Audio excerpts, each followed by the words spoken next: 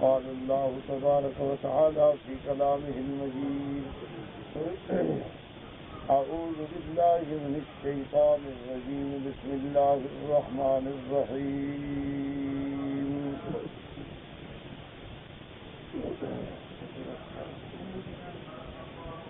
وأما الجدار فكان لغلامين يتيمين في المدينة وكان تحته كنز لهما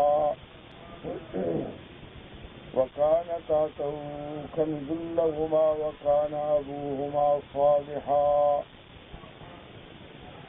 فأراد ربك أن يبلغا أشدهما ويستخرجا كنزهما رحمة من ربك وما فعلته عن أمري ذلك تأويل ما لم تستطع عليه صبرا. قال المؤلف والمفسر رحمه الله تعالى: في هذه الآية دليل على إطلاق القرية على المدينة،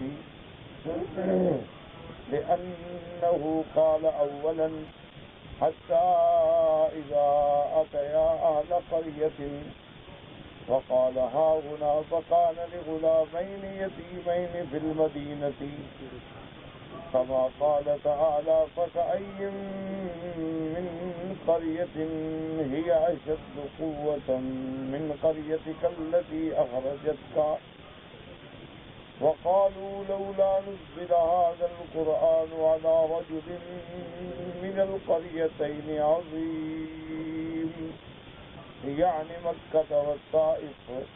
اب مفسر رحمۃ اللہ علیہ فرماتے ہیں ان آیات مبارک کے بارے میں کہ قریے کا اطلاق جو ہے وہ مدینہ پر بھی ہوتا ہے، جیسے کہ اس آیت میں پہلے انہوں نے فرمایا کہ حتی اذا اتیا اہل قریہ، کہ وہ دونوں بستی پر آئے، لیکن اس آیت میں ہے کہ فَقَانَ لِغُلَامَيْنِ يَتِيمَيْنِ فِي الْمَدِينَةِ.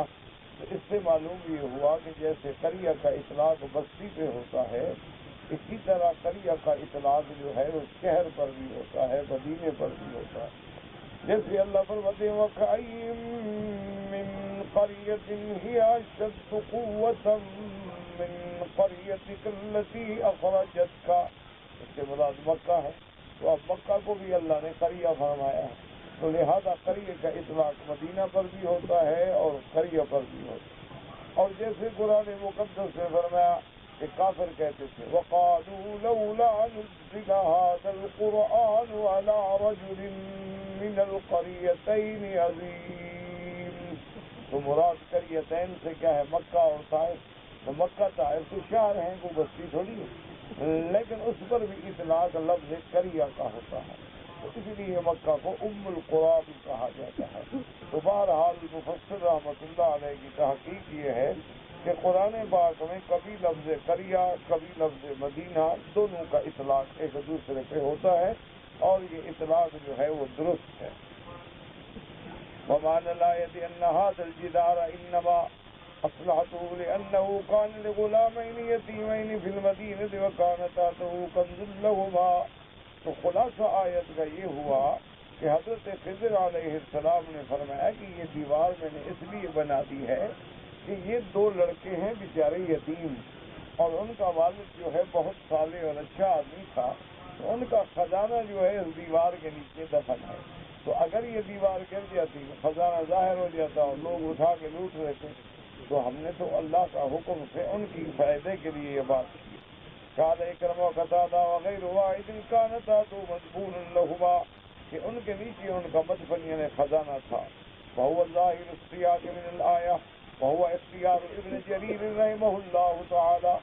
ظاہر آیت سے بھی یہی معلوم ہوتا ہے کہ وَكَانَ تَحْتَهُ كَنْزٌ لَهُمَا، اور کنز جہاں جہاں بھی قرآن میں آیا ہے وَالَّذِينَ يَكْنِزُونَ الذَّهَبَ وَالْفِضَّةَ وَلَا يُنْفِقُونَهَا فِي سَبِيلِ اللَّهِ، اس کا اطلاق سونا چاندی مال پہ ہوتا ہے. تو لہذا ظاہر سیاق بھی یہی ہے، اور امام محمد بن جریر الطبری نے بھی اسی کو اختیار کیا ہے. کیونکہ محمد بن جریر الطبری جو ہے نا، یہ بہت متقدمین سے ہیں، تقریباً 30ویں صدی ہجری میں سب سے پہلے انہوں نے تفسیر لکھی ہے، اور بعد میں جتنے مفسر آئے ہیں تو سب محمد بن جریر الطبری سے لیتے ہیں۔ وقال له ابن عباس كان تحته كنز علم، ایک قول یہ بھی ہے کہ ان کے نیچے خزانہ جو ہے دراصل وہ ایک علم تھا، اس کو دفن کیا گیا تھا۔ وقد قال سعید بن جبیر وقال مجاہد صحف فيها علم، اس میں کتابیں، وقال بارا رضی حدیث مرفوع با يقول ذلك قال الحافظ ابو بکر احمد بن عمرو بن عبد الخالق البزار في مسند المشهور حدثنا ابراهيم صادق الجوهري قال حدثنا بشر بن منذر قال حدثنا الحارث بن عبد الله اليعصبي عن اياس بن عباس الغساني عن نبي هجرة نبي ذر رضي الله تعالى عنه قال ان الكنز الذي، یہ سب پڑھا ہوا ہے ماشاء اللہ، یاد سب بڑا یاد ہے لوگ، انا للہ وانا الیہ راجعون۔ ان الكنز الذي ذكره الله في كتابه لوح من ذهب مفرط مكتوب فيه، کہ اصل میں وہ جو ہے وہ سونے کی چادریں بنی ہوئی ہیں، تختیاں بنی تھی، اس پہ لکھا تھا جس سے بدائی کر قتل برسب، کہ مجھے تعجب ہے اس آدمی پہ جس کو اللہ کی تقدیر پہ یقین ہے پھر وہ کیوں تکلیف محسوس کرتا ہے۔ وَعَجِبْتُ لِمَنْ ذَكَرَ النَّارَ لِمَ ضَحِكَ، اور مجھے تعجب ہے اس بات پہ جو جہنم کا ذکر بھی کرتا ہے اور پھر ہنستا بھی ہے۔ ہمارا یہ ہے کہ اللہ و لعب میں مشغول ہے، مطلق ہنسنا مراد نہیں ہوتا۔ وَعَجِبْتُ لِمَنْ ذَكَرَ الْمَوْتَ لِمَ غَفَلَ، کہ موت کا ذکر بھی آئے پھر بھی غافل ہے، کوئی تیاری نہیں کر رہا۔ اس لیے ہمیشہ یاد رکھیں کہ جو لوگ صحیح ایمان والے ہوتے ہیں وہ ہر وقت اپنے موت کی تیاری رکھتے ہیں کہ وصیت نامہ لکھا ہوا ہے، کفن تیار کر کے رکھا ہوا ہے، اور ہدایات دی ہوئی ہیں مجھے کہاں دفن کرنا ہے، کس نے میرا جنازہ پڑھانا ہے، تمام تیاری ہوتی ہے ذہن میں، تاکہ جب موت آتی ہے نہ گھر والے پریشان نہ کوئی اور پریشان، موت تو آنی ہے، اس میں تو کوئی شبہ نہیں کہ موت سے کوئی بچ سکے۔ جب اللہ کے انبیاء علیہ الصلوۃ والسلام پہ موت آ گئی تو اور کس کو رس سکائی، انک میت وانہم میتون، اور اسی طرح ہر چیز پہ فنا آنی ہے، ملائکہ پہ بھی موت آئے گی، انبیاء پہ بھی موت آ گئی، اولیاء پہ بھی موت آ گئی، صحابہ پہ بھی موت آئی۔ اصل بات یہ ہوتی ہے کہ آدمی ذہناً اور تیار ہو اپنی موت کے لیے، اور جب موت یاد ہوگی تو بندہ گناہ بھی نہیں کرے گا۔ اس کو پتہ ہے میں نے مرنا ہے تو پھر چوری کرنے کا کیا فائدہ، اس کو پتہ ہے میں نے کل مر جانا ہے، اور قبر میں تو کوئی کچھ ہی نہیں کے جاتا، نہ مکان کام آئیں گے، نہ دولت، نہ پیسہ، نہ دنیا، تو پھر ڈاکہ کیوں مارے، چوری کیوں کرے، قتل کیوں کرے، اسمگلنگ کیوں کرے، حرام کیوں کھائے، جب یہ جانا ہی نہیں ساتھ تو بلا وجہ عذاب لینے کا کیا فائدہ ہے۔ لا الہ الا اللہ محمد رسول اللہ، جب موت کا یقین ہے تو پھر وہ کلمہ شہادت سے کیسے غافل ہو گیا؟ تو چاہیے کہ ہر وقت اللہ کے ذکر میں مشغول رہے، چلتا ہے، پھرتا ہے، اٹھتا ہے، بیٹھتا ہے۔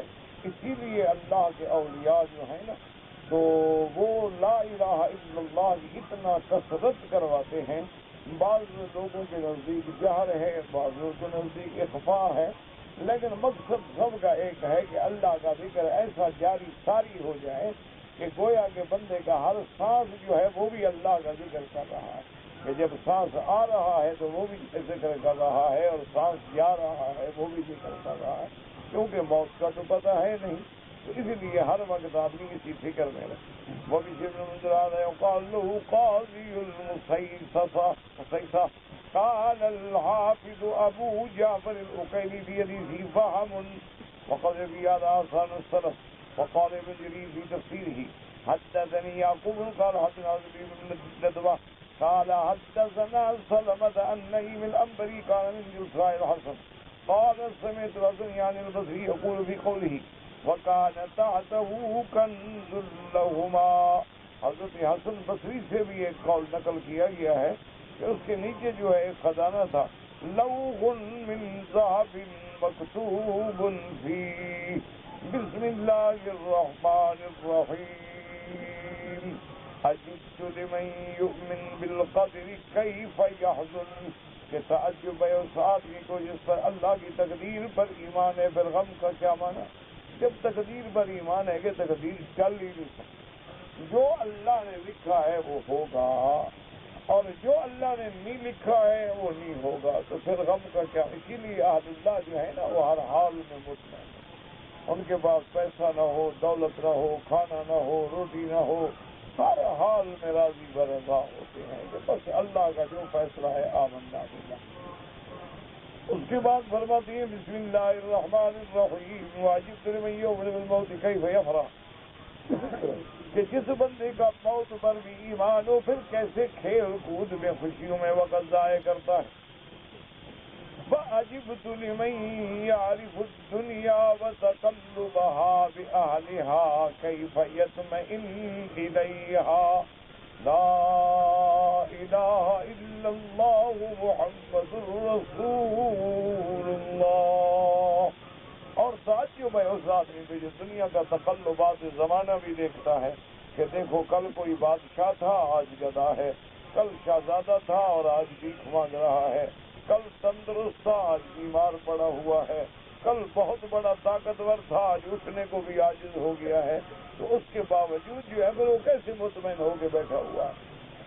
وقد يونس قال اخبرنا ابن وهب قال اخبرني عبد الله بن عباس عمر مولى غفارة قال ان الكنز الذي قال الله في السورة التي يذكر فيها الكهف وكان تحته كنز لهما قال كان له من ذهب مصمت مكتوب فيه بسم الله الرحمن الرحيم عجب لمن أرى النار ثم ضحك عجب لمن أيقن بالقدر ثم نصب عجب لمن أيقن بالموت ثم أمن أشهد أن لا إله إلا الله وأشهد أن محمدا عبده ورسوله.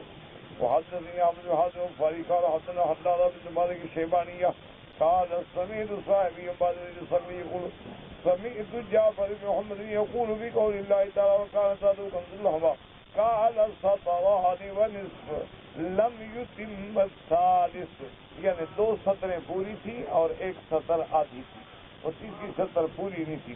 عجبت لمن المؤمن بالرزق کیف یتعب، کہ مجھے مومن پہ تعجب ہے کہ رزق کے لیے کیسی کیسی تکلیفیں اٹھا رہا ہے. رزق تو معین ہے، اللہ نے فیصلہ کر دیا ہے. جو اللہ لکھ چکا ہے اس سے ایک دھیلا بھی زیادہ نہیں ملے گا، اور جو اللہ نے نہیں لکھا ہے ہم لاکھ الٹے ہو جائیں وہ کبھی حاصل ہی نہیں ہو سکتا. اس لیے ایک روایت مبارک میں آتا ہے، حدیث الہی حدیث قدسی ہے لیکن کتب متقدمہ میں ہے کہ اللہ تبارک و تعالیٰ نے فرمایا یا ابن آدم، اے آدم کی بیٹے، خلقتک لعبادتی فلا تلعب، میں نے تجھ کو اپنی عبادت کے لیے پیدا کیا ہے، تم فلمیں دیکھ کے وقت نہ گزارو. وقسمت رزقک فلا تتعب، اور میں نے تیرا رزق تقسیم کر کے لکھ دیا ہے، بلا وجہ مشقت کرنے کی ضرورت نہیں ہے. جو کچھ مقدر میں ہے ملے گا، اسباب پر عمل کرو، باقی اللہ پہ چھوڑ دو. یہ نہیں کہ ہر وقت آدمی بس حوث کمائی باہر نکل جاؤں تو یہ ہو جائے اور باہر نکل جاؤں گا تو یہ ہو جائے. وہ جو کچھ گھر میں کما رہا تھا وہ بھی ڈوب گیا. اس لیے آدمی کو ہمیشہ اللہ تبارک و تعالیٰ کی ذات سے یقین ہو، اور یہ بھی یقین ہو کہ جن کو اللہ نے زیادہ رزق دیا ہے یہ بھی حکمت ہے، اور اگر اللہ نے کسی کو تھوڑا رزق دیا ہے تو یہ بھی حکمت ہے. اسی لیے آپ دیکھیں کہ بڑے بڑے علماء، جلیل القدر علماء، لیکن روٹی ایک وقت کی ہے اور ایک وقت کی نہیں، اور جاہل مطلق فاسق فاجر معاصی میں ڈوبے ہوئے لوگ ہیں لیکن کروڑوں پتی. یہ اس کا نظام ہے. اس کو سمجھنے کے لیے تقدیر پہ ایمان ضروری ہے، ورنہ آدمی سمجھ نہیں سکتا. بڑے بڑے اسی لیے انہوں نے فرمایا تھا وکیل نے کہ رضینا قسمت الجبار فینا لنا علم وللجہال مالو. انہوں نے کہا ہم اللہ کی تقسیم پہ راضی ہیں کہ اللہ نے ہمارے سینے میں قرآن رکھا ہے اور لوگوں کے سینے میں پیسہ پیسہ پیسہ. اللہ کی رضا اس سے بڑی نعمت اور کیا ہو. اسی لیے اللہ تبارک و تعالیٰ کے اولیاء جو ہوتے ہیں وہ بادشاہ آئے تھے تو اللہ کے ولی کی خدمت میں، تو انہوں نے کہا کہ ہم چاہتے ہیں کہ آپ کو کچھ جاگیر عطا کر دیں تاکہ آپ کا لنگر کو آسانی ہو. تو انہوں نے فرمایا کہ بادشاہ سلامت، اتنا عرصہ جس مولا نے بغیر جاگیر کے لنگر چلایا ہے، اب تم مجھے کس عذاب میں ڈالنا چاہتے؟ تو پھر جاگیر اور کاشتکاری اور زمینداری اور حفاظت اس کے بغیر بھی خدا دے رہا ہے، تو ہمیں اس کی کیا ضرورت ہے؟ اسی لیے لوگوں نے سنایا حضرت دین پوری رحمت اللہ علیہ بڑے خلیفہ صاحب جب زندہ تھے، ہم نے زیارت نہیں کی. بہت بڑے اولیاء اللہ میں سے گزرے ہیں جہاں حضرت مدنی، حضرت لاہوری، حضرت امروتی، حضرت تھانوی رحمت اللہ علیہ جیسے بڑے بڑے لوگ ان کی خدمت میں حاضر ہیں. بہت بڑے لوگ. میرے والد صاحب رحمۃ اللہ علیہ کے شیخ بھی تھے، میں نے زیارت نہیں کی، بس بدقسمتی. تو کہتے ہیں کہ ایک آدمی حضرت کی خدمت میں آیا، لنگر میں رہا، تو کچھ دن کے بعد اس نے حضرت کو علیحدگی میں تخلیے میں آ کے عرض کیا کہ حضرت میں نے آپ کے لنگر میں اتنے دن گزارے ہیں اور 400 500 400 500 فقیر ہر وقت آ رہا ہے جا رہا ہے. مجھے اللہ نے ایک علم دیا ہے، سونے کا نسخہ میں بناتا ہوں، سونا بناتا ہوں، اور میں وہ آپ کی خدمت میں ہدیہ پیش کرنا چاہتا ہوں. اگر آپ کو میرے باتوں پہ یقین نہ ہو، آپ سمجھیں کہ میں جھوٹ بول رہا ہوں، پہلے تو اللہ کے ولی کے سامنے مجھے جھوٹ بولنے میں ملے گا کیا؟ اگر پھر بھی یقین نہ ہو تو یہ نسخہ ہے، آپ کل دوائیں منگا لیں اور میں آپ کے سامنے سونا بنا کے آپ کو. حضرت نے فرمایا فقیر یہ چادر پڑی ہے اس کے ساتھ باندھ دو. تو اس نے اس میں باندھ دیا.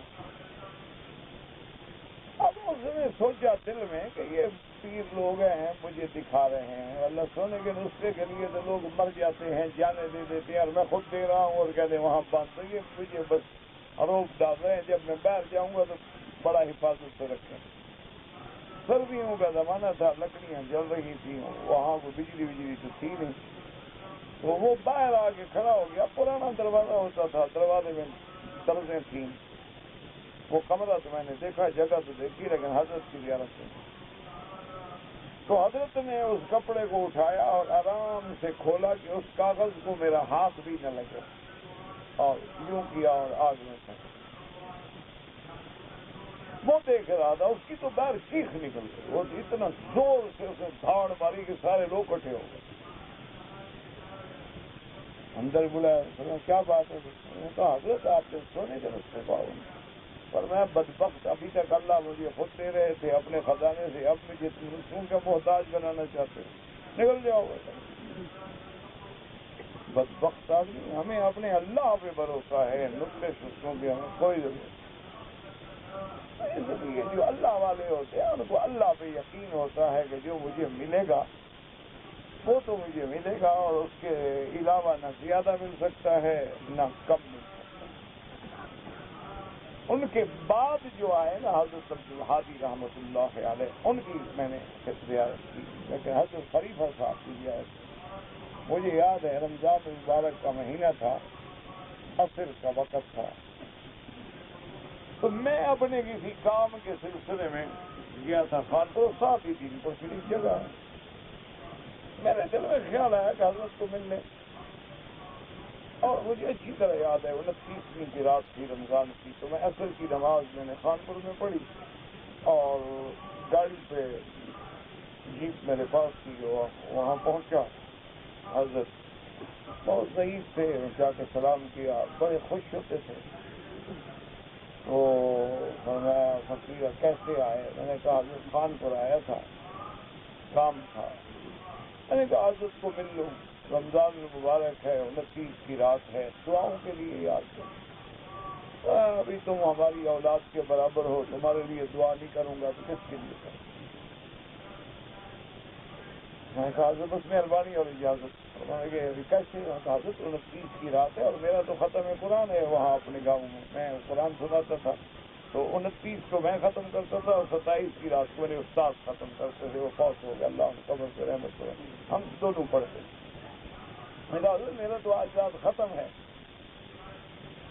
تو کہنے لگے اچھا ایسا کرو کہ لنگر سے کچھ افطار کرنے کے لیے کچھ چیزیں ساتھ رکھ لو، کو کھجور وغیرہ لے لو، کو فروٹ لے لو، کو بابا ٹکر مانی لے لو، سرائکی تھے نا وہ روٹی تو نہیں کہے، وہ ٹکر مانی کہتے تھے، تو کوئی بابا ٹکر مانی بھی رکھ لو، کوئی پھل شل بھی رکھ لو، کوئی کھجور شجور بھی رکھ لو، افطار میں راستے میں افطار ہو جائے گا، تکلیف نہ ہو تمہیں۔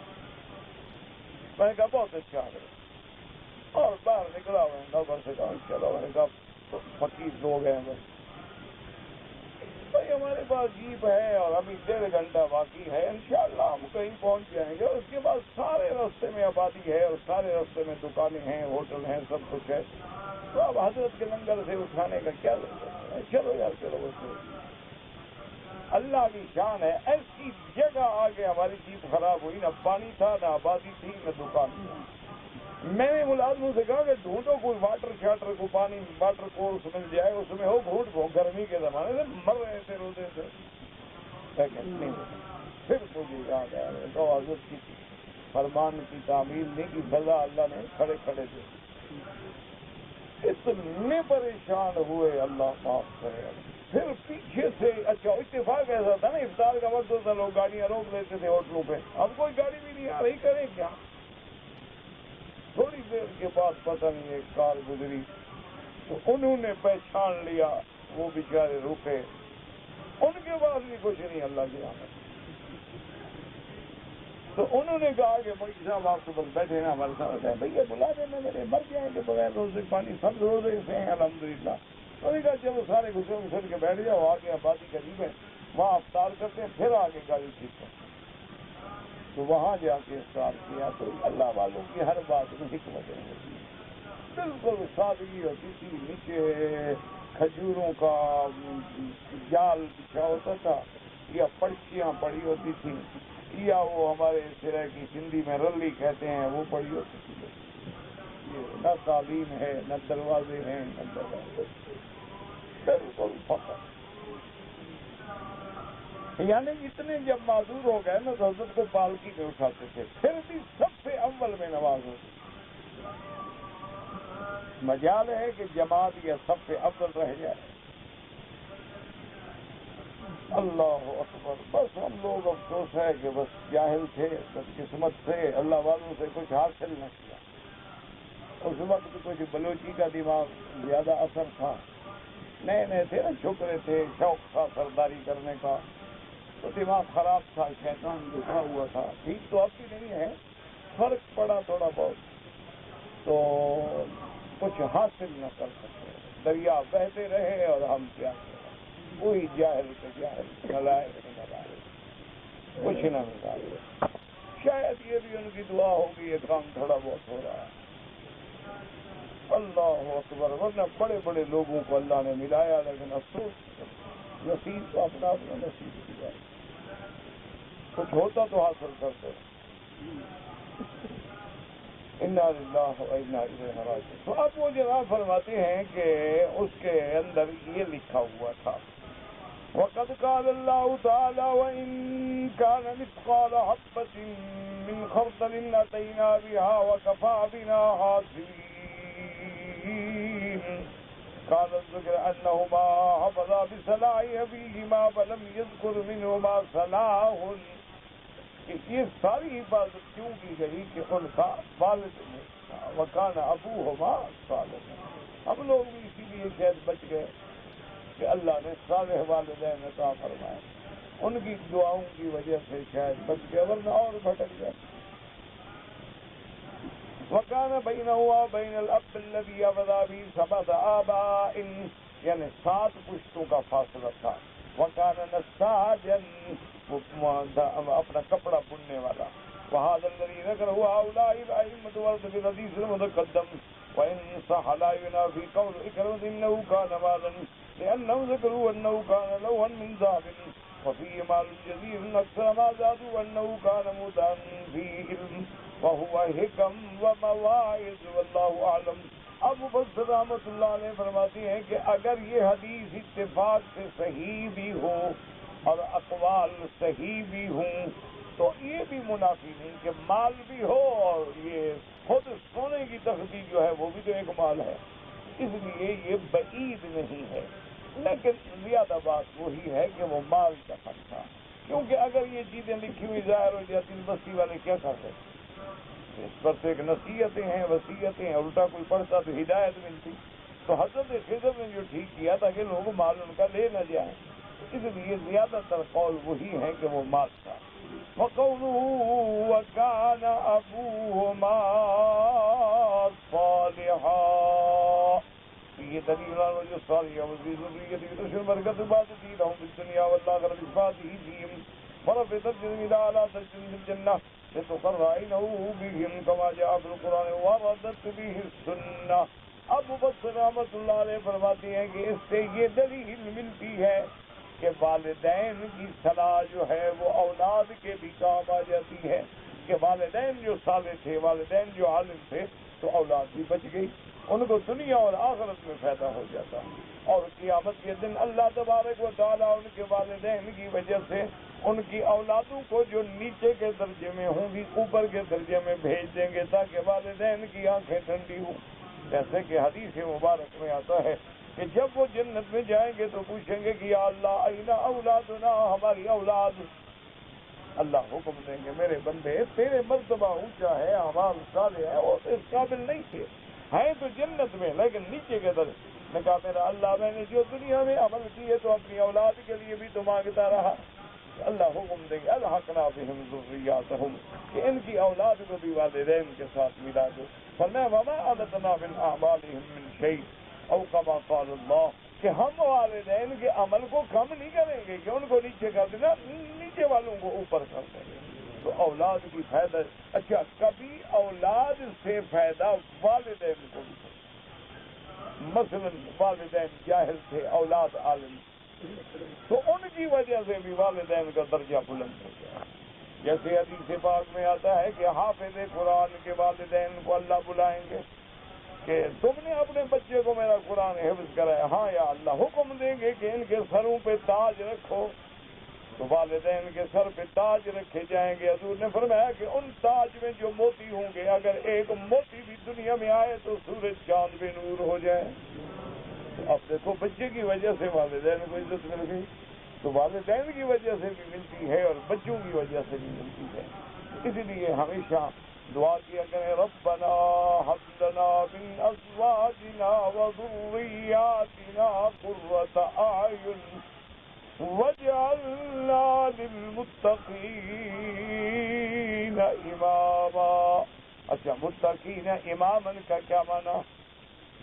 یاد رکھو کہ بھی اللہ ہمیں اولاد سے سن رہے ہیں لیکن وجہ اللہ ہمیں متقین کا امام بنا. کیا مانا؟ ہماری اولادوں کو گناہوں سے بچا، بدکاری سے بچا، ان کو متقین بنا تاکہ میں ان کا امام بن کے عزت پا سکوں. مانا یہ ہے کہ اولاد کی صلاح کی دعا ہو رہی کہ اللہ ان کو متقین. کیوں؟ اگر یہ فاسق ہوں گے تو میں تو فاسقوں کا بڑا ہوا نا. اگر اولاد فاسق ہو رہا ہوں تو آدمی فاسقوں کا بڑا ہو گیا. تو اس لیے ہمیشہ اولاد کے لیے دعا بھی کریں اور محنت بھی کریں، تربیت بھی کریں. اور محنت کب شروع کریں؟ جب بچہ 4 مہینے کا ہو.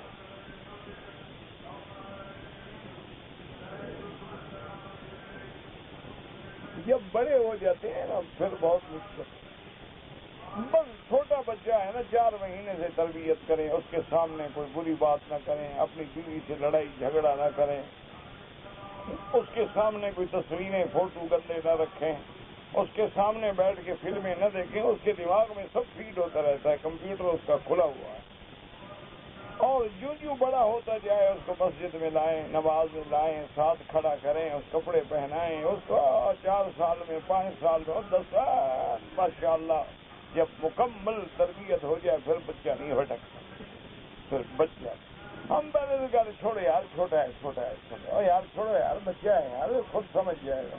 جب بڑا ہو کے والدین کے لیے جوتا اٹھاتا ہے پھر کہتے ہیں ہائے ہم نے تربیت میں، پھر وہ کیا وہ سمجھا ہوتا ہے نا کہ میرے باپ کو ٹھیک کرنا. اس لیے اولاد کی تربیت کا خیال کریں. بالکل جو لوگ خیال نہیں کرتے من نہ کر دم شما حضرت بکلی.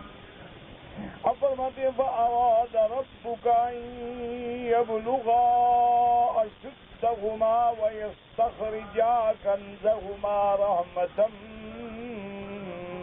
مِّن رَّبِّكَ. هنا الله تبارك فأراد ربك ان نبلغنا إلا الله کہ اللہ پاک کا یہ فیصلہ ہے کہ یہ خزانہ محفوظ رہے، کیونکہ جب تک وہ بالغ نہ ہوں عاقل نہ ہوں خزانہ تو ضائع ہو جائے گا.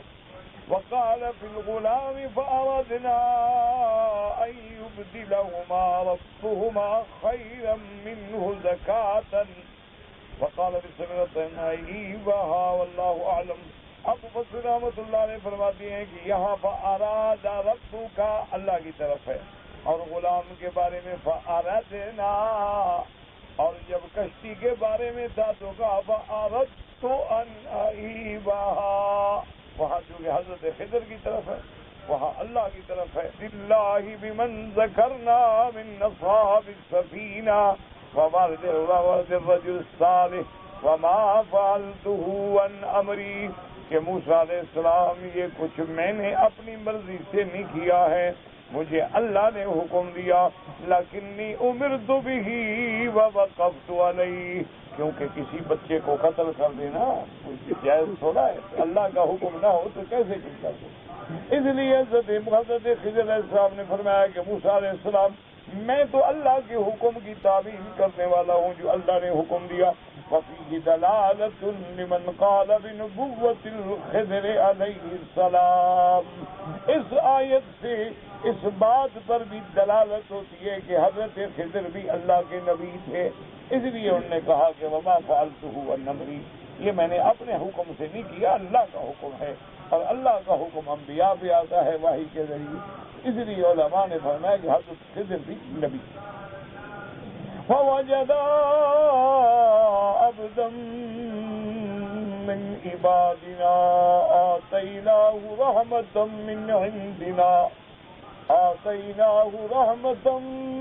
من عندنا وعلمناہ من لدنا علما. وہاں سے یہی ظاہر ہوتا ہے. وقال كان رسولا، بعض علماء کہتے ہیں کہ نہیں وہ اللہ کے رسول بھی تھے. وقیل بل كان ملکا، وہ فرشتے تھے. نقل ماوردی ہوئی تفسیری وذهب كثيرون لم يكن نبيا بل كان وليا والله تعالى اعلم. اور اکثر جمہور کا فیصلہ یہ ہے کہ وہ نبی تو نہیں تھے بلکہ اللہ کے اولیاء میں سے تھے. ولی من اولیاء اللہ، اب یہ اللہ کی شان ہے کہ ایک علم اب نبی کو دیتے ہیں ولی کو نہیں دیتے، اور ایک علم ولی کو تو دیتے ہیں لیکن نبی کو نہیں دیتے. جیسے سلیمان کے تابع اللہ نے ہوائیں کر دی، لیکن جب تخت منگوانا پڑا تو کہنا پڑا ایکم یاتینی بعرشہا قبل ان یاتونی مسلمین، کہ ملکہ سبا کا تخت اٹھا کے کون لائے گا؟ قال عفریت من الجن انا آتیک بہ قبل ان تقوم من مقامک وانی علیہ لقوی امین. قال الذی عنده علم من الكتاب انا آتیک بہ قبل ان یرتد الیک طرفک فلما رآہ مستقرا عنده قال هذا من فضل ربی. لیکن جس کو اللہ نے ایک کتاب سے علم دیا تھا اس نے کہا حضرت میں پلک جھپکنے والا تھا، آپ آنکھ تو بند کریں، کھولا تو تخت سامنے رکھا ہوا تھا. تو اللہ نے یہ چیز اس کو عطا فرمائی، سلیمان کو نہیں عطا فرمائی. واللہ تعالی اعلم. اللهم صل على محمد وعلى آل محمد كما صليت على إبراهيم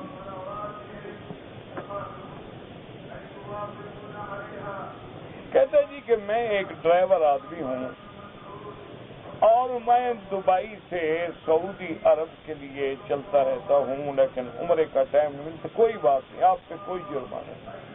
فقہا نے گنجائش لکھی ہے کہ جیسے ایک ڈرائیور ہے اور روزانہ وہ طائف کی سواری لے کے جاتا ہے تو طائف بھی تو میقات ہے، جیسے ایک ڈرائیور ہے اس کا روٹ ہے مکہ مدینہ منورہ، تو مدینہ منورہ بھی تو میقات ہے، لیکن اب وہ ہر دفعہ کیسے احرام باندھے، اس لیے اس کو اجازت دی گئی۔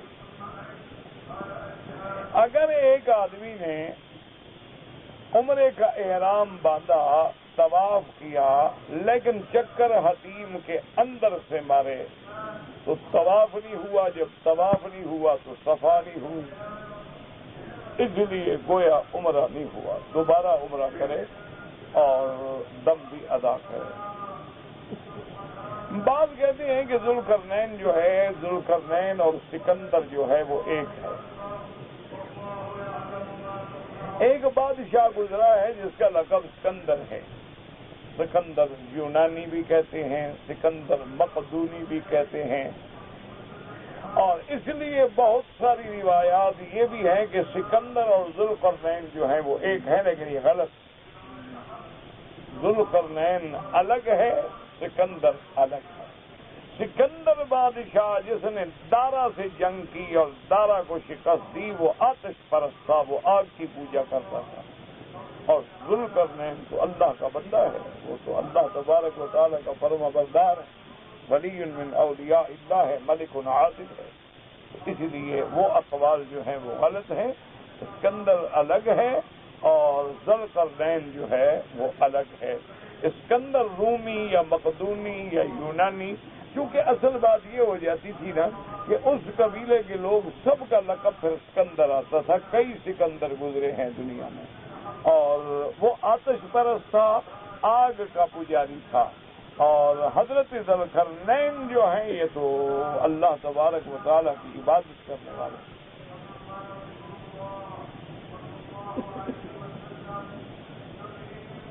کہتے ہیں جی کہ خضر نبی ہے یا خدا کا بندہ ہے؟ نبی بھی خدا کے بندے ہوتے ہیں، یہ آپ کو کیسے پتہ لگا؟ نبی جو ہے وہ خدا کے بندے نہیں ہوتے، وہ کیا ہوتے ہیں؟ وہ بھی خدا کے بندے ہوتے ہیں، لیکن جمہور یہی کہتے ہیں کہ وہ نبی نہیں تھے، انہ ولی من اولیاء اللہ، یعنی بعض لوگ قائل ہیں کہ وہ نبی تھے، لیکن جمہور کا مقصد اور مسئلہ یہی ہے کہ وہ نبی نہیں تھے۔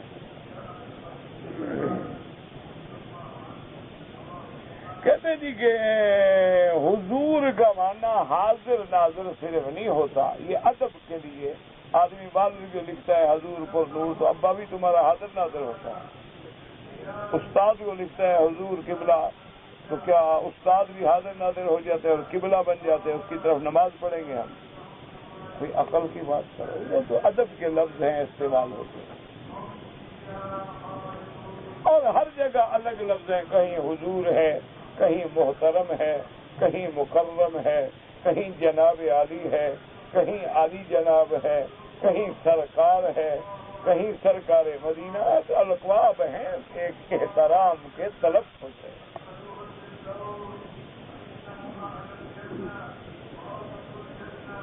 اگر عمرے کی حالت میں ابھی اس نے سر پہ اس طرح نہیں پھروایا، داڑھی کا بال گر گیا یا کوئی بات، کچھ بھی نہیں ہوتا۔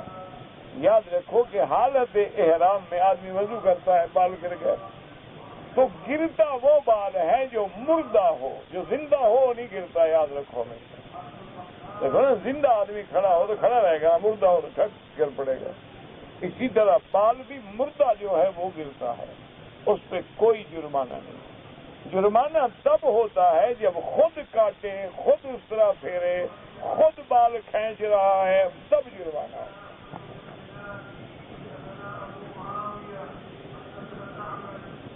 طواف کی نیت جو ہے سیاہ پٹی سے پہلے کریں اور وہاں کھڑے ہو کے اشارہ کریں۔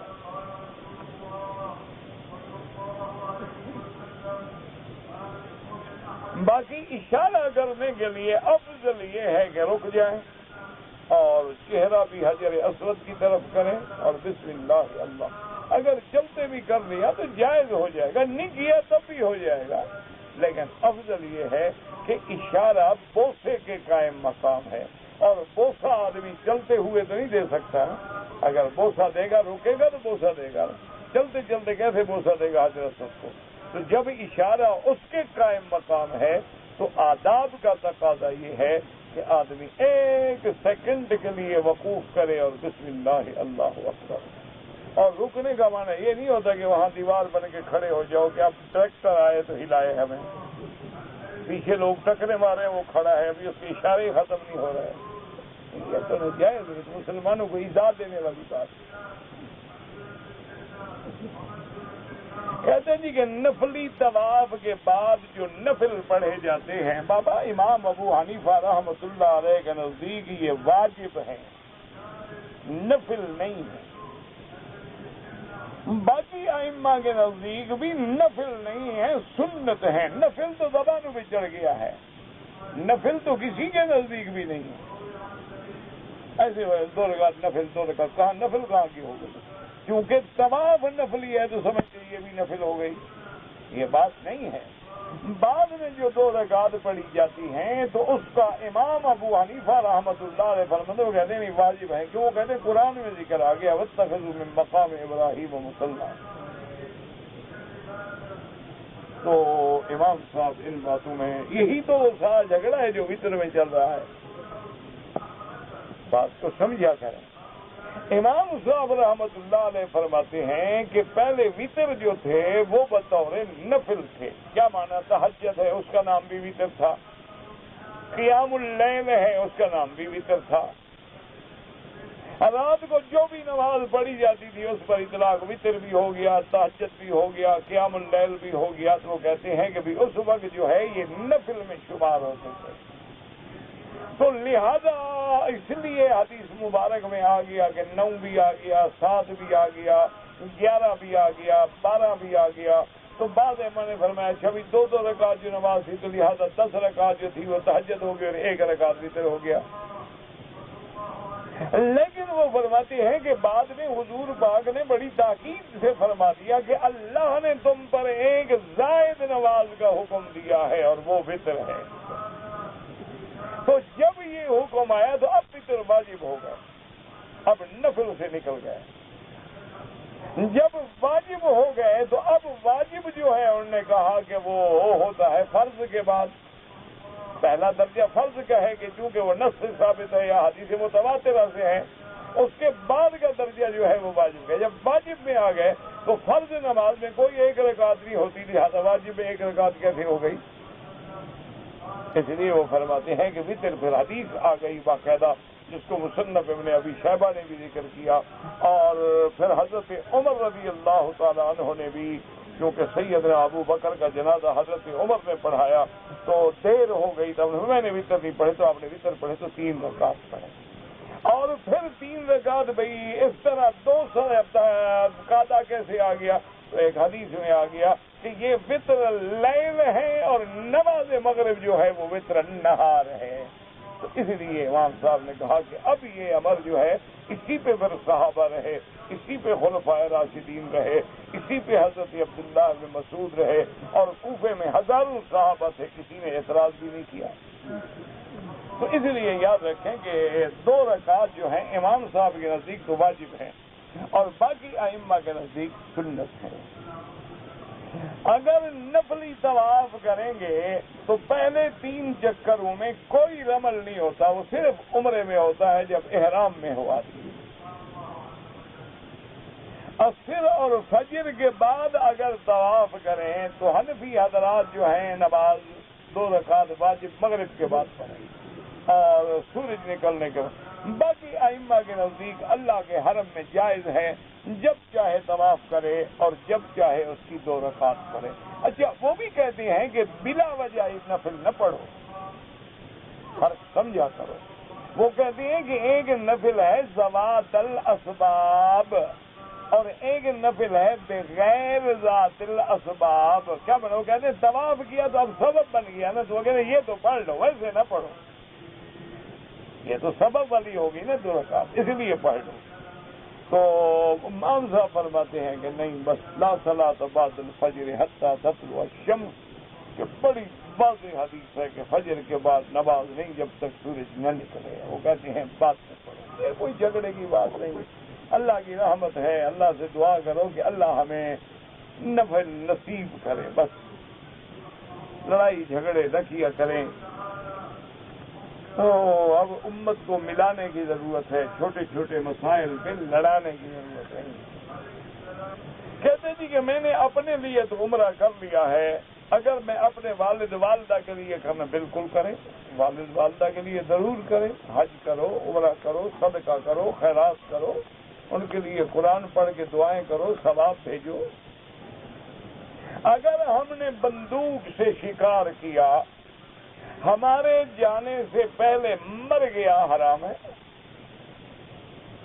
کیونکہ بندوق کی گولی جو ہے وہ ضرب مارتی ہے, تیر جو ہے وہ اندر کاٹتے ہوئے گزرتا ہے. تو دونوں میں فرق ہے. لہذا بندوق کی گولی پہ لاکھ دفعہ بسم اللہ پڑھو, جانور حلال نہیں ہوگا اور نہ اس کو کھایا کرو. کہتے جی کہ فجر کی 2 رکعت, ظہر کی 4 رکعت اللہ کا حکم ہے. ایسا کیوں ہے؟ کیوں کا کیا معنی ہے؟ تمہارا قد 5 فٹ 4 انچ کیوں ہے؟ کوئی جواب ہے آپ کو؟ نہیں. آخر کوئی جواب بتاؤ. اس کا رنگ گورا, اس کا کالا کیوں ہے؟ یہ 3 روٹی کھا جاتا ہے, وہ آدھی روٹی کھاتا ہے, ایسا کیوں ہے؟ یہ کیا بات ہے؟ کیوں کا کیا معنی؟ اللہ کا حکم ہے. اللہ کا حکم ہے, اللہ کی رعایت ہے. اللہ تبارک و تعالیٰ نے اپنے بندوں کے لیے عبادت کے عدد رکعات بھی اور ہر چیز کا حکم اپنے نبی کو دیا ہے. تو اللہ کا حکم ہے, اس میں حکمت ہے کروڑ. میرا دوست ہے, اس کے والد اس کی دوسری شادی کرنا چاہتا ہے, اس کے بچے بھی ہیں. تو جب اپنی پہلی شادی سے وہ مطمئن ہے تو والد دوسری شادی کیوں کرنا چاہتا ہے؟ کوئی وجہ تو ہوگی نا. یا تو والد کو مطمئن کرو, ورنہ دوسری شادی کرنا کو منع نہیں شریعت میں, اور والد بھی راضی ہوتا ہے تو ٹھیک ہے, ورنہ کوئی ضروری بھی نہیں.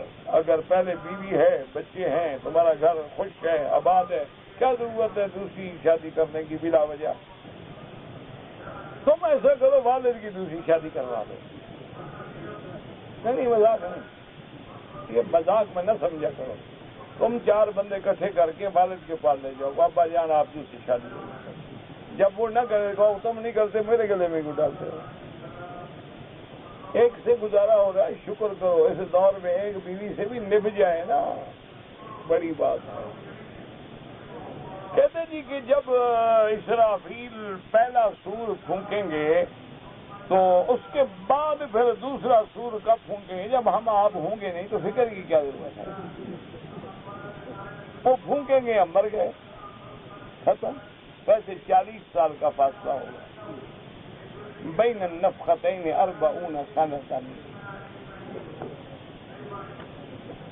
یہ اصل میں سوال شوال پڑھتے ہیں نا اخباروں میں, امتحان لینے کے لیے پوچھ مجھ سے لیتی ہیں, پیسے خود کھا جاتے ہیں.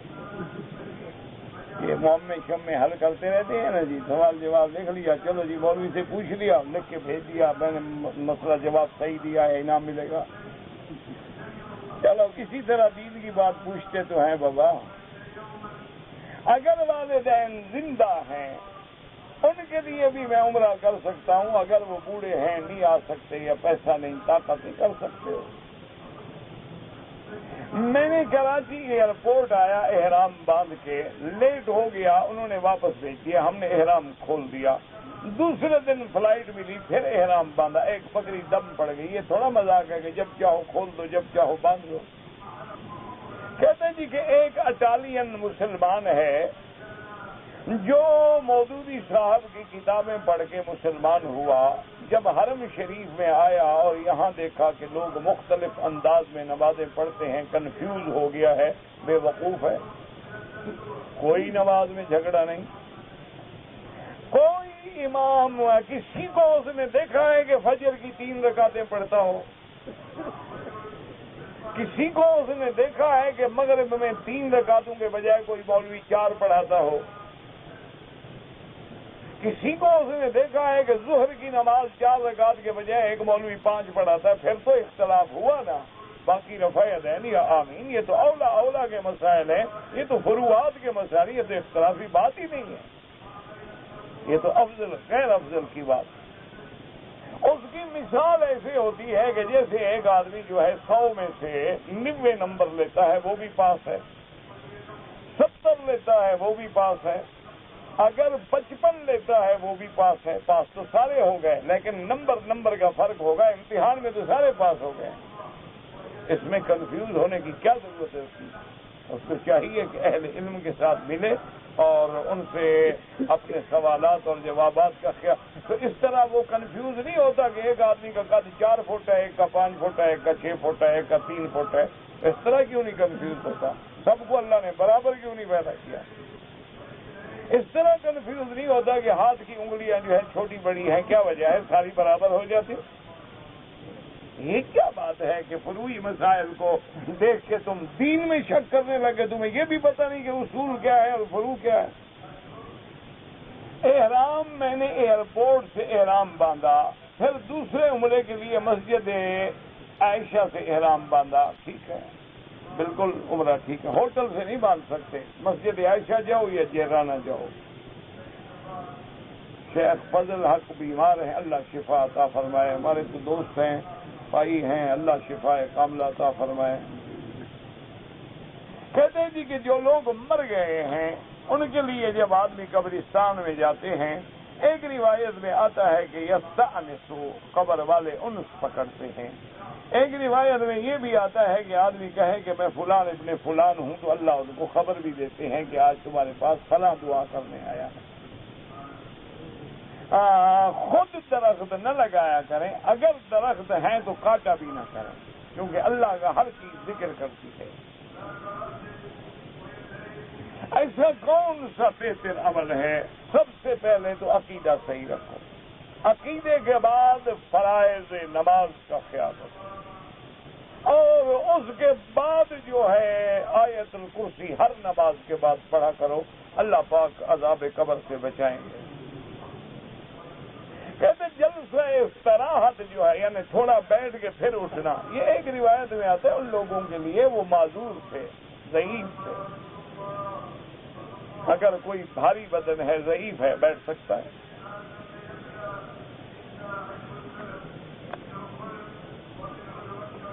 کسی بزرگ کی مزار کے لیے سفر کرنا جیسے اجمیر کی نیت سے ناجائز۔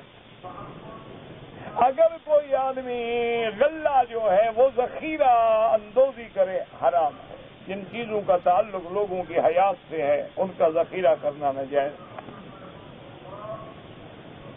جو لوگ علماء کا قتل ناحق کرتے ہیں، علماء کا کیا، کسی مسلمان کو ناحق قتل کرے اللہ معاف کرے، من یقتل مؤمنا متعمدا فجزاؤہ جہنم خالدا فیہا وغضب اللہ علیہ ولعنہ وأعد لہ عذابا مہینا۔ اللہ پاک معاف کرے، آج کل جو حالات ہو گئے، انا للہ و انا الیہ راجعون۔ ذوالنطاقین جو ہے بی بی اسماء کا لقب ہے، بی بی عائشہ کی بہن کا، یہ اپنا هو الذی خلق السماوات والارض وما بینہما فی 6 ایام ثم استوى علی العرش، اس آیت میں تفسیر ابن کثیر دیکھ لو، سب کچھ آپ کو مل جائے گا۔ ذوالقرنین نے جو بنائی تھی اس کی لمبائی چوڑائی مجھے نہیں پتا، نہ قرآن نے بتائی ہے اور نہ حدیث میں آئی ہے، جب اللہ نہ بتلائے تو ہم کہاں سے معلوم کر کے لے آئیں؟ سبنا، ہاٹ، باکو، بلا، پتہ نہیں، مجھے نہیں پتا آپ نے کب لکھا ہے۔ کافروں کے ملک سے جو گوشت آتا ہے اس کا کوئی اعتبار نہیں، بہتر ہے کہ نہ کھائیں۔ کہرباء سے جو بجلی سے ذبح کرے وہ بھی حرام ہے۔ نماز قنوت میں اللہ اکبر کہہ کے پھر قنوت پڑھے گا۔ اگر نماز میں امام کی صف سے ہم دور کھڑے ہیں، صف نظر آ رہی ہے، نماز تو ہو جائے گی لیکن ثواب سے محروم ہے، لازم ہے کہ صفیں ملی ہوئی، اتصال الصفوف ہو۔ کہتے جی کہ ایک مسلمان جوان لڑکی کافر ملک میں بے وارث ہے تو شادی کیسے ہوگی؟ مسلمان ملک میں آ جائے تبھی تو شادی ہوگی، وہاں کافروں سے کرے گی۔ مسلمان ملک میں جب آئے تو وقت کا حاکم اس کا ولی ہے، وہ نکاح کر دے گا۔ اصل والقرآن سے کیسے علاج کریں؟ قرآن پڑھ کے دم کیا کریں، شہاد پیا کریں، اور کیسے علاج کریں؟ الطاعون ایک بیماری ہے، اللہ سے دعا کریں اللہ بچائے۔ ہاں، جو مبتلا ہو گئے ان کو بھی اللہ شہادت کا درجہ دے۔ حجامہ جو ہے نا، مر امت کا بالحجامت، حجامت ہوتا ہے کہ خون نکالنا، یہ حجامت، یہ نہیں بال بنوانا۔ خون نکالنے سے بڑی بڑی بیماریوں کا علاج ہوتا ہے اور سنت بھی ہے۔ لیکن ایک خیال کرنا، ایک لوگ ہوتے ہیں ہمارے یہاں عام طور پر، وہ نائی شاہی ہوتے ہیں نا، ان سے لوگ جا کے خون نکلواتے ہیں، وہ غلطی کبھی نہ کرنا۔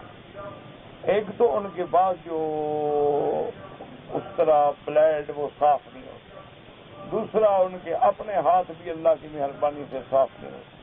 اکثر لوگ اس سے ٹیٹنس اور ڈیکیڈز کی بیماریوں میں مبتلا ہو جاتے ہیں۔ اگر آپ نے خون نکالنا ہے تو آپ باقاعدہ ہسپتالوں میں مراکز ہیں، باقاعدہ ڈاکٹر ہیں، ان کو پتہ ہے کہاں سے خون نکالنا ہے، کون سا آلہ استعمال کرنا ہے، کتنا خون نکالنا ہے۔ زیادہ نکل گیا، اچھا وہ بند کرنا چاہے کیسے بند کرے گا؟ نہ بند ہو تو یہاں تو ہر چیز کا انتظام ہوتا ہے۔ نکالنا سنت ہے لیکن احتیاط ضروری ہے۔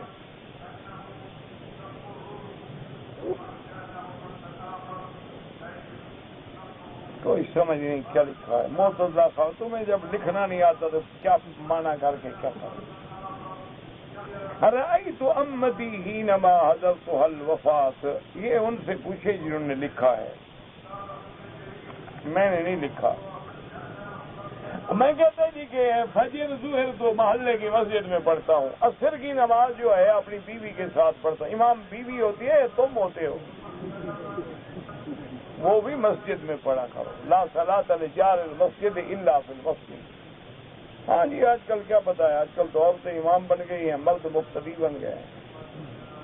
دیکھا نہیں ابھی حرم میں دیکھو، جو بڑے فیشن کے لوگ ہوں گے نا، ان کے جوتا مرد اٹھاتا ہے۔ اللہ اکبر۔ طواف کی 2 رکعات کے بعد چوٹ لگ گئی، آپریشن ہوا، صفا مروا رہے۔ بہرحال اب جب اللہ شفا عطا فرمائے، عمرہ دوبارہ کرو۔ اگر عمرہ کرنے کے بعد 2-4 عورتیں ہیں، ایک دوسرے کے بال کاٹ لیں، بالکل جائز ہے، کوئی دم شم نہیں۔ توبہ کرنے سے گناہ معاف ہو جاتے ہیں۔ اعمال حسنہ جو ہیں ان سے بھی گناہ معاف ہو جاتے ہیں۔ حضور نے فرمایا کہ جس سے پیار کرتے ہو اس کو بتلا دو، یہ نہیں کہ عورت ہو تو اس کو بھی بتلا دو، یہ کہاں لکھا ہوا ہے حدیث میں؟ اور اس کو پیار کا معنی بھی سنا ہے کہ من احب للہ وابغض للہ، تو تم اللہ کے لیے لوگوں کی لڑکیوں سے پیار کرتے ہو، تمہاری لڑکی سے کوئی پیار کرے اللہ کے لیے؟ مضبوط مومن جو ہے، بالکل مومن القوی جو ہے، وہ خیر ہے ضعیف سے۔ ایک قوی ہے برائی کو روکتا ہے، ایک صرف زبان سے کہتا ہے۔ آنکھوں میں اگر لینس لگوائے جائیں وضو نہیں ٹوٹتا۔ ایک آدمی کی مثلا 4 بیویاں ہیں، وہ عدل تو کرتا ہے لیکن پیار محبت میں عدل نہیں کرتا تو نہیں پکڑا جائے گا۔ اس لیے حضور نے فرمایا تھا خود بھی، اللہم انی اعدل فیما املک، یا اللہ میں اس میں تو عدل کرتا ہوں جو میرے بس میں ہے، لیکن جو دل میرے بس میں نہیں اس میں تو میں عدل نہیں کر سکتا۔ دانت میں درد ہو رہی ہے، ہسپتال جاؤ، علاج دندہ، اخراج دندہ نکال دیں گے، درد نہیں رہے گا۔ حضرت خضر زندہ ہیں، اللہ عالم، اختلاف ہے، بعض کہتے ہیں زندہ ہیں، بعض کہتے ہیں نہیں ہیں، اللہ عالم۔ سفر میں حنفی بھی جا کر جمع کرنا چاہوں نمازیں 2 کر لو، ظہر کو لیٹ کر لو اور پھر کو اول پڑھ لو، جمع ہو گئے۔ میں نے ابھی حجامت نہیں کرائی تھی عمرے کے بعد، کنگھی سے داڑھی کو کنگھی کی تو ایک بال گر گیا، کچھ بھی نہیں ہوتا، کوئی دم شم نہیں۔ اگر کوئی آدمی کبھی کسی مسلک پہ عمل کرے، کبھی کسی مسلک پہ عمل کرے تو 2 کشتیوں پہ ٹانگ رکھنے والا انشاءاللہ ضرور ڈوبے گا۔ نماز میں غلطی ہو جائے سجدہ سہو بھی نہ کرے تو نماز دوبارہ لوٹائے. تعویذ وغیرہ نہ لکھا کریں، نہ گلے میں ڈالا کریں. ربنا تقبل منا انك انت السميع العليم وتب علينا انك انت التواب الرحيم. صلى الله تعالى على خير خلق الله محمد وعلى اله وصحبه